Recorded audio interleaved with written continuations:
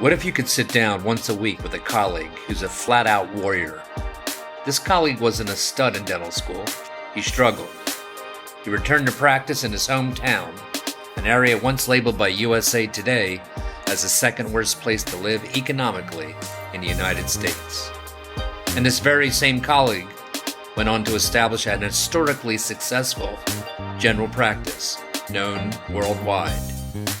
What if you knew someone that wanted to take you by the hand and show you everything you need to know, from treatment planning to leadership, to maximizing your journey in dentistry, or just life?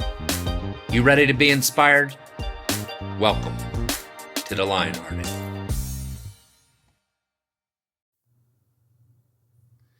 Hi everyone, Dr. Steve Rasner here, and welcome back to a new episode of the Lionhearted Dentist. A few things I want to talk about today before I get into the meat of our topics. I want to follow up on the step 4 of becoming a lion-hearted dentist, which I talked about in my last live podcast, and that was being relentless, being a warrior. I want to expound on that. And if I get to it, in between all the things I want to discuss that are relevant to being a warrior, the step 5 is to become truly clinically excellent. That would be step 5. And we'll talk about what does that mean? How do you know if you're truly excellent? And what's the process? And I have some interesting answers for you with regards to that. I want to tell you that, look, I don't know how this space of podcasting is supposed to work. I actually have done some recent podcasts as a guest on other shows. And I've never had a guest other than Michelle recently, which I thought went okay. I think Michelle did a fine job. I'm probably a lousy interviewer.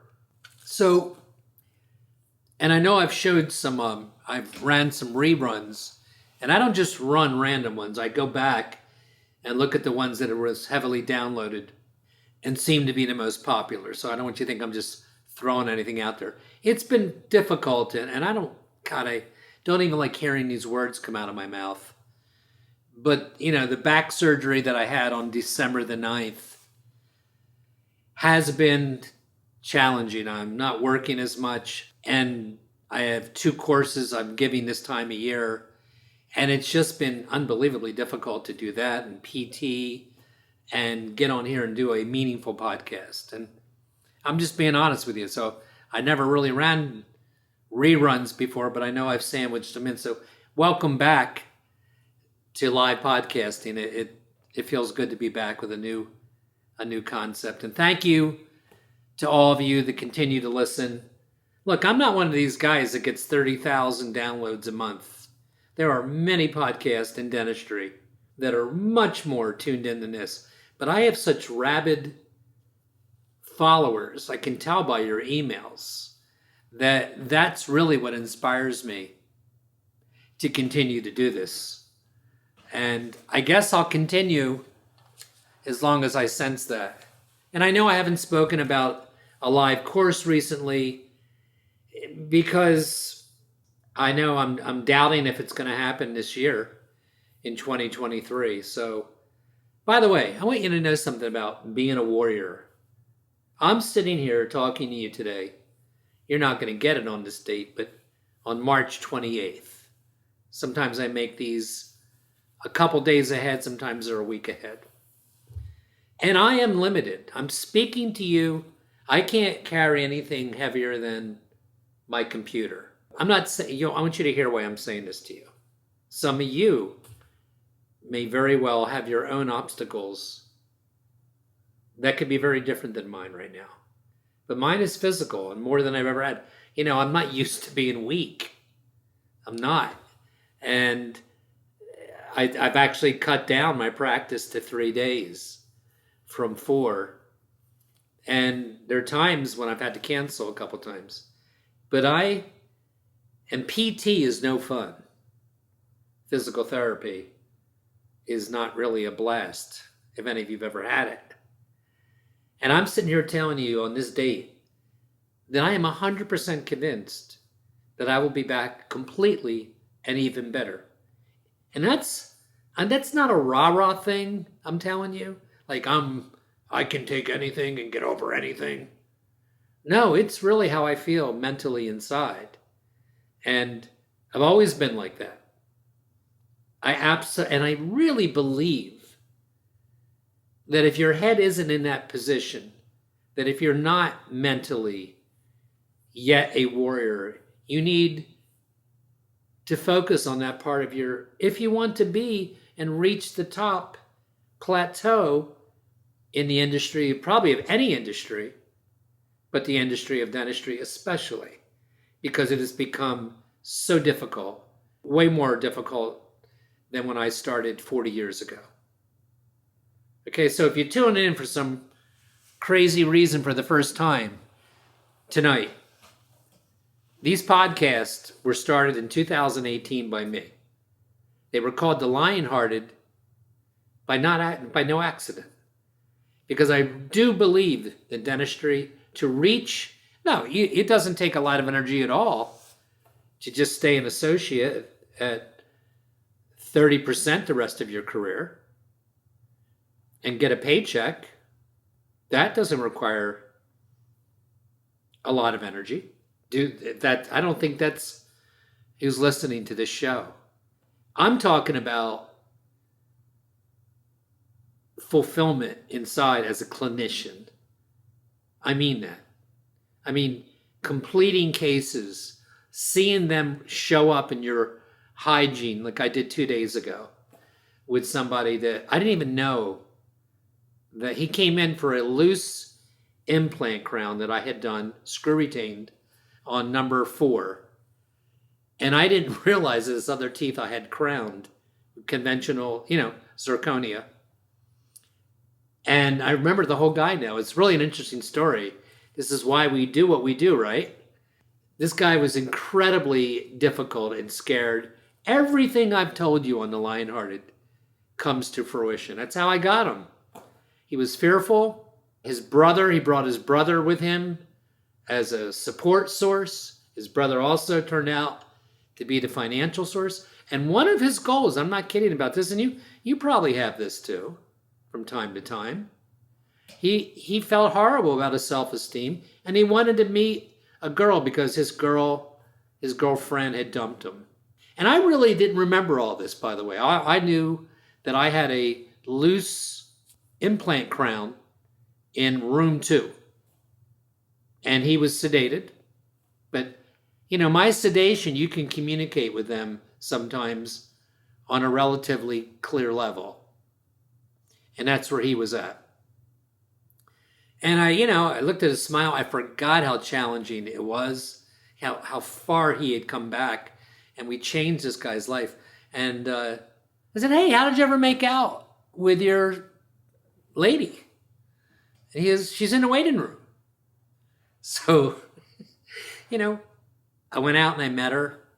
And she's actually becoming a patient now.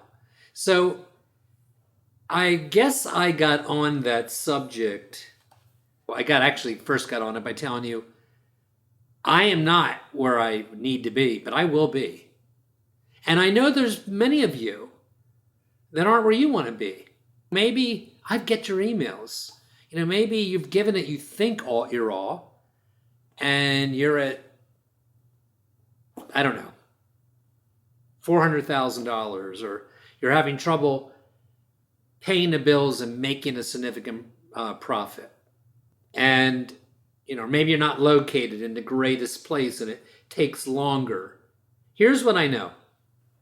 I know since I've started doing this podcast, and I know that since I started giving courses, which was a couple years before the podcast was born. So I think that was 2017. That I have not only met a myriad of dentists that have come through my program and have listened to our protocols of being a Lionhearted practice that have well exceeded things I've achieved. Dentists that had no clinical experience with implants are now doing all-ons or really advanced GBR with taking Ramus blocks and all that kind of stuff. So I'm going to go back last time. When I said being relentless and being a warrior, I don't know how you take that. What I meant was not giving up. And wanting it bad enough. Wanting it bad enough. So what is it? I don't know. Some people would say it's the dream. Some people would say, I tell you what I'll say it is. It's feeling great about yourself as a dentist. It's feeling you are financially rewarded appropriately for what you're doing. You should be. You're never going to, I don't know how much you can acquire as a dentist from being a dentist. I think most really financially successful dentists have parlayed their profits into other things that have made them very independent, whether it's the stock market or real estate or whatever it is. And I realize that this seems miles away from many of you if you're early in the journey, but I'm telling you, it does come together. And, you know, I've said it on record before. I did not follow the path of a Lionhearted dentist earlier in my career. I did clinically. I was committed to clinical excellence and CE, but I lived way beyond my means. And that ended up really challenging me.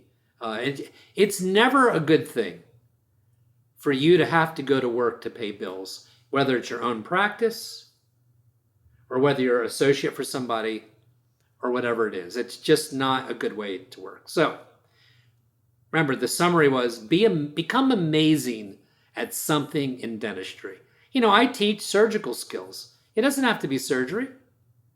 I have friends across the country that are amazing at ortho, Invisalign, endo.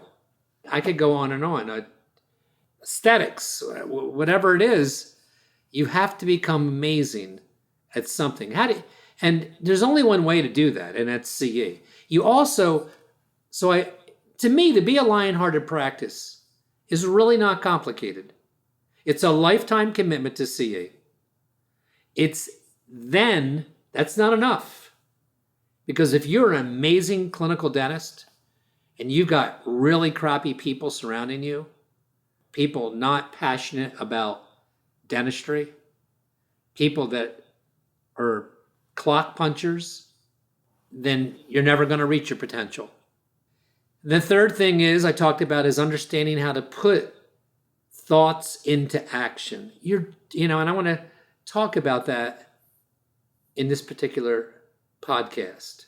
Part of being a warrior is sticking to it, right? Sometimes we create policy or protocols in our practice, and then we fall off from them. Isn't that not true? I mean, it happens absolutely to me. It's happening to me right now, by the way. I want you to picture this. Someone came into my practice yesterday. The new patient, chief complaint was she had a cracked tooth, she thought, on her upper left. And I don't remember the reason. She had gone to her dentist. She wanted a second opinion. Key point, background point. Unbelievably nervous. So I want you to picture a 55-year-old, pretty lady, sitting in my chair when I walk in. Her daughter was the significant, not significant other. Her daughter was there for support, but who was not there was the significant other. And I'm telling you this because this is a major thing I teach you.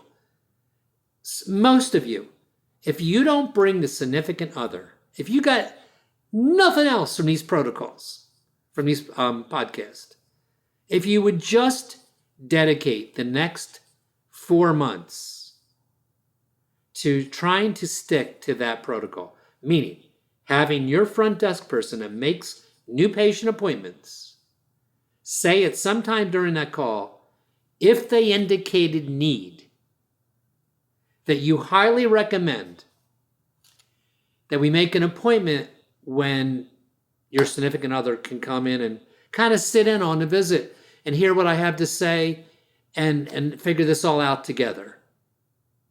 If you blow that off because it sounds intimidating, if you blow that off because you don't think it's going to make a difference, you are unbelievably missing a great potential of case acceptance. I mean it. And you would think somebody that pushes that as hard as I do it would never happen to him. And it's a lot of things are off for me in 2023 because I am not there 25% of the time that I used to be, and B, I'm being honest. I have a great team that teams with me for a long time, but they have disappointed me. Not every one of them, but at different times, because, when the quarterback isn't there, let's just call it what it is. There's a lack of leadership on my part, and my staff doesn't function, in my opinion, as well without that leadership. And leadership can come down to something as simple as reminding staff members on the spot or later that day something that they need to do that we have covered before that for whatever reason they stopped doing. And I don't know whether or not they're pushing for me to have the significant other there, because this lady comes in, and I wish I could video. By the way, at one time I invested heavily in a high-end microphone that I could put in the operatory with new patient exams, and I was going to tape about 20 of them and make an audio file for you. Obviously, I would edit out coughs and all that stuff. It would be fluid. And I would title each one its own story, because they all have a story, correct? I'll give you another one in a second. But this particular patient came in, 55, nice looking, daughters. I say that to you because I also get abundant patients that look like they don't care. When you come into me and you're missing number 7 because it broke off, an instinctive question for me, amongst others, is, so when did you break that tooth off? Oh, I don't know, about 4 months ago. I've been getting by with this mask. That's not real inspiring to me. Okay? So this particular patient didn't have that situation. Well, she did. She was missing number 30, which obviously is not really in the aesthetic zone. Look, by the way, that she had abundant bone. And she comes in, and I did diagnose a fracture in number 12. And the biggest thing I had to overcome with this patient that I could just tell in a minute was that I wouldn't hurt her, and that I could do things, because she had multiple stories of dentists hurting her. And so one of the main reasons she came to me, actually, she was a referral from another patient because of the sedation that everybody knows we do, the oral sedation. And I gave, the presentation of a lifetime. It was easy. She didn't need abundant work, which I was happy about. I asked her if she was interested. This is how I talk. I said, listen, my game plan is to take that tooth out and place an implant same day. Pending situations, how that feels, how your bone feels. I may or may not be able to load the tooth with a temporary. I said, I'm not pushing you. Please don't mistake me. But you're going to be sedated, and I see you're missing number 30. And your rest of your dentition looks beautiful. It just doesn't make sense to me. I didn't say 30. I said, you're missing right. And she had an endo that failed. And then she had an extraction that hurt. So this is what I'm up against. And anyway, the end of the story is that the significant other wasn't there.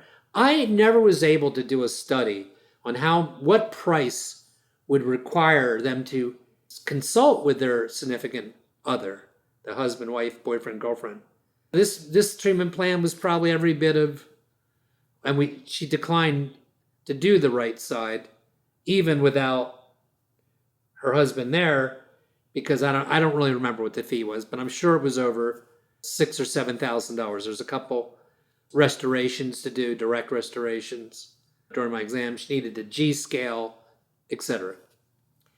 And it's just, if you really think about it, guys, like, you can't make them come there. I don't remember.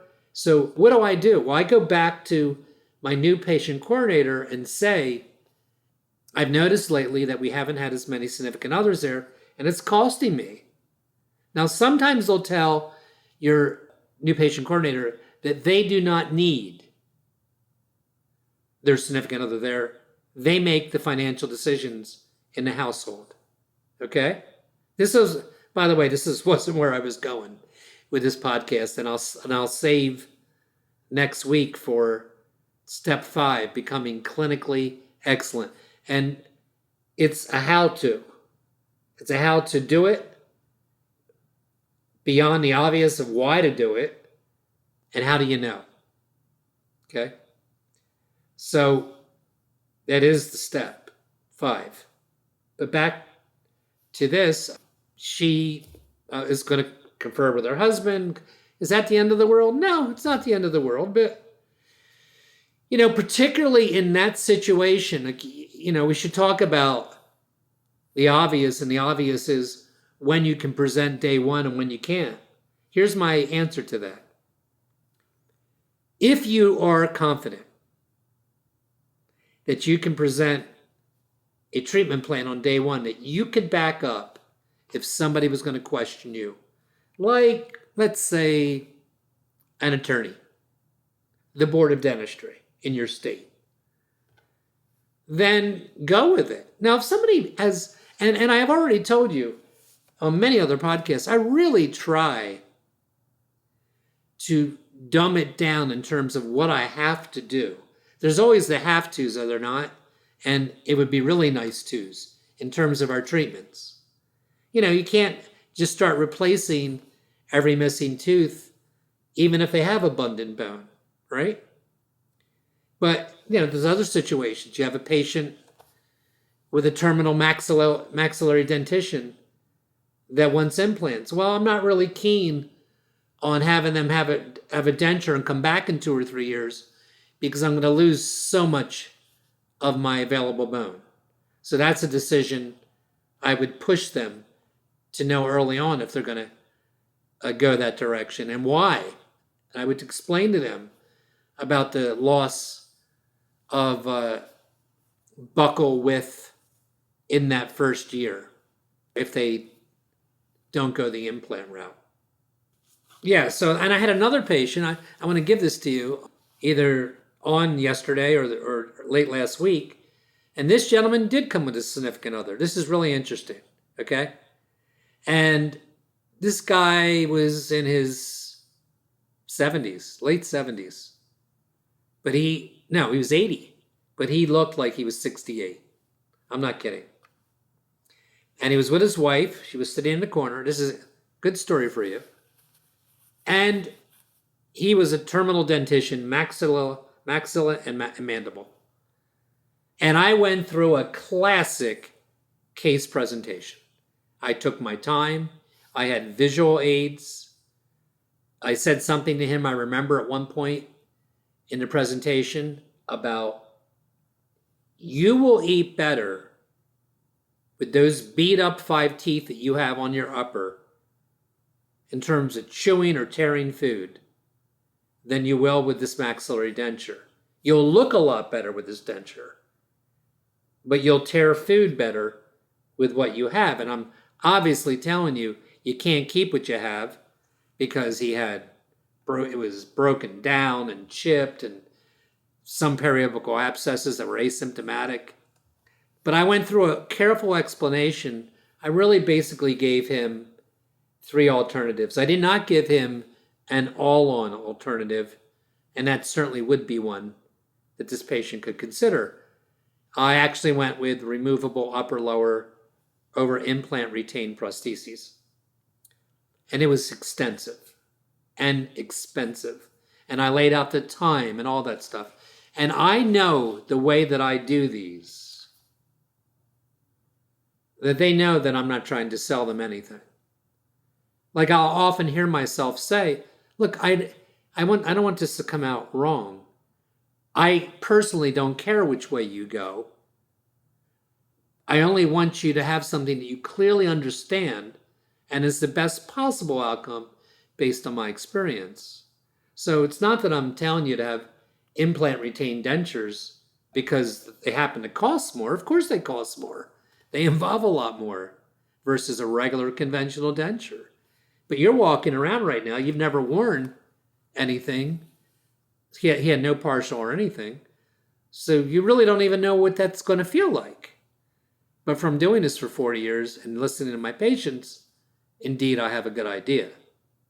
Anyway, I went through the whole thing. He was 100% on board. He wanted upper implants and lower implants. And the whole time, his wife was in the corner. And I knew she looked problematic to me. Now, you can't really judge somebody by how they look. But I was right. So we took impressions for all kinds of things, guides, the whole bit. He was there well over 2 hours for an initial visit. And, we called back and he made an appointment, I think, and everything. And he called back in a couple days. It wasn't even him. It was his wife. He said, he's not doing anything. And if he does, and she used the D word, not death, but she did use the D word, like divorce. And all I'm saying to you is, look, I have no regrets. Remember something else. If they leave and don't make a decision and don't have a bad taste in their mouth about you, they know you were sincere, that you were coming from a clinical sound basis, not from a financial sound basis. That's because if they ever detect that, and I hear that a lot, and it makes us vulnerable, especially highly trained dentists that know how to incorporate these kind of skills. So, by the way, they are coming back. So it went from acceptance to everything, upper lower implant retained prostheses, to a combination of, I think, an upper denture and a lower implant retained prostheses. And I think they're coming back in for treatment. And in fact, I was told they're definitely coming. To me, treatment acceptance is only treatment acceptance when you've been paid. Don't tell Steve Rasner that you got an amazing day today and you had a $100,000 day unless you were paid that. And that's not because I'm greedy. It's because this type of dentistry requires a commitment, a financial commitment. You can't do little bits at a time with a patient. So this is not where I wanted to go. I do want to say a couple quick things. These are just points that I want you to have. And that is, don't make ever maximizing your profit or anything about money your goal. If you walk into a Monday, this is one of the slides I show when I do live presentations. And it's never walking into a Monday knowing you have to get a case that day. And I lived it. I didn't talk people into things, but in the back of my head, I lived and I'd always come through. There would always be a big case. And a lot of that came from the sedation. I'm just fortunate that that's the kind of practice I evolved to. That cases, it all comes back to that big nucleus you keep hearing me talk about.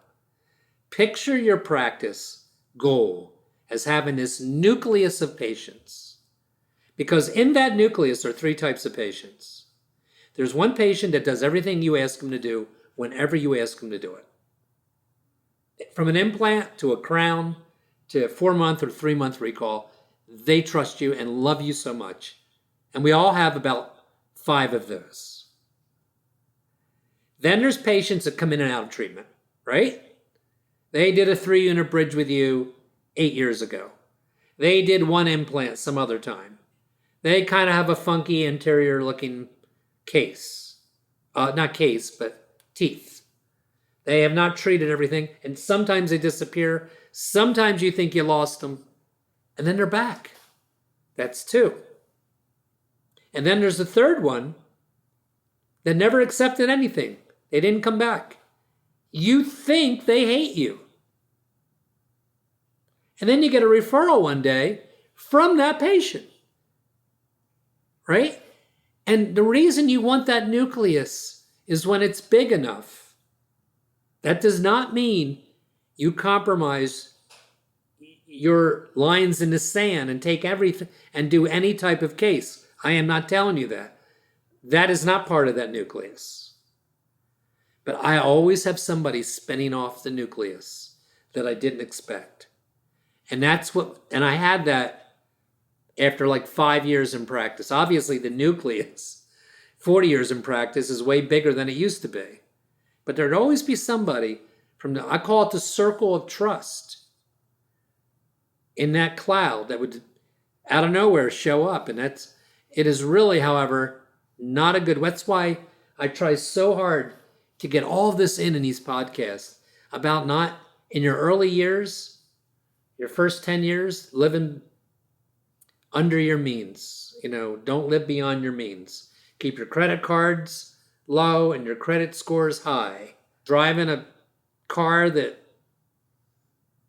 I know that's hard and it's not sexy to say to you in this podcast, but I don't want to take up any more time. I'm going to try to do another one to carry on this. Again, I intended to come up here and give you step number 5 because remember I started the year in January starting over, and I gave you 4 steps prior to today. So listen, guys, it's a privilege to influence some of you. I mean that. And I hope I get an opportunity and I'm stimulated to continue to do so through the podcast and through my teaching. Be a Lionhearted dentist. Have a great Lionhearted week. See you next week.